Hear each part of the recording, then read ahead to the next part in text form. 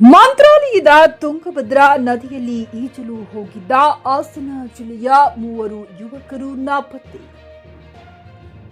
ರಾಯಚೂರು ನದಿಯಲ್ಲಿ ಈಜಲು ಹೋಗಿದ್ದ 3 ಯುವಕರು ನಾಪತ್ತೆಯಾಗಿರುವ ಘಟನೆ ಶನಿವಾರ ಮಂತ್ರಾಲಯದ ತುಂಗಭದ್ರಾ ನದಿಯಲ್ಲಿ ನಡೆದಿದೆ.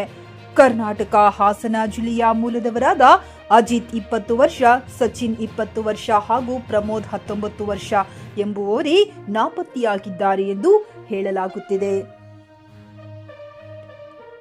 3 ಯುವಕರು ಮಂತ್ರಾಲಯದ ಶ್ರೀ ರಾಘವೇಂದ್ರ ಸ್ವಾಮಿಗಳ ದರ್ಶನಕ್ಕೆ ಬಂದಿದ್ದರು.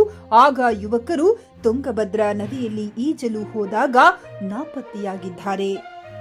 ಈ ಬಗ್ಗೆ ಮಂತ್ರಾಲಯದ ಪೊಲೀಸರು ಹಾಗೂ ಈಜುಗಾರರು ತಂಡವು ಶೋಧ ಕಾರ್ಯಾಚರಣೆ ನಡೆಸಲಾಗಿದೆ ಎಂದು ಪೊಲೀಸ್ ಮೂಲಗಳು ತಿಳಿಸಿವೆ. ಗಾರಲದಿನ್ನಿ ವೀರನಗೌಡ, ಜಿಕೆ ನ್ಯೂಸ್ ಕನ್ನಡ, ರಾಯಚೂರು.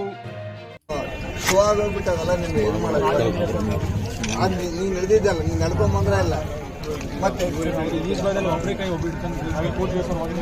ಯಾರು ಮಾಡೋದು? ಇಲ್ಲಿ ನದಿ ಮಾಡಿ ಇಲ್ಲಿ ಸ್ನಾನ ಮಾಡೋಕೆ ಆಗಲ್ಲ ನಿಮ್ಗೆ, ಈ ಕಡೆ చేసుకోಲ್ಲ. ಏನ್ ಶೋಕ ಅದೆಲ್ಲ. ಇವಾಗ 3 ಮಂದಿ ಹೋದ್ರು ನಿಮ್ ಸ್ನೇಹಿತರು, ಯಾರು ತರ್ತಾರ ಅವ್ರ ಪ್ರಾಣ? ನೋಡ್ಬೇಕಪ್ಪ, ಇಷ್ಟು ಅನೌನ್ಸ್ಮೆಂಟ್ ಮಾಡ್ತೀವಿ ಯಾರನ್ನ.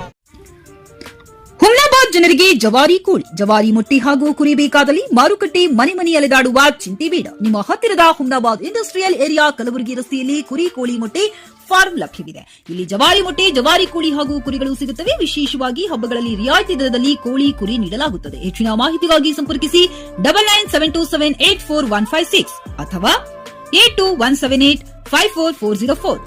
ನಾಗೇಂದ್ರ ಜಮಾದಾರ್, ಮಾಲೀಕರು, ಕೋಳಿ ಕುರಿ ಮೊಟ್ಟೆ ಫಾರಂ, ಹುಮ್ನಾಬಾದ್.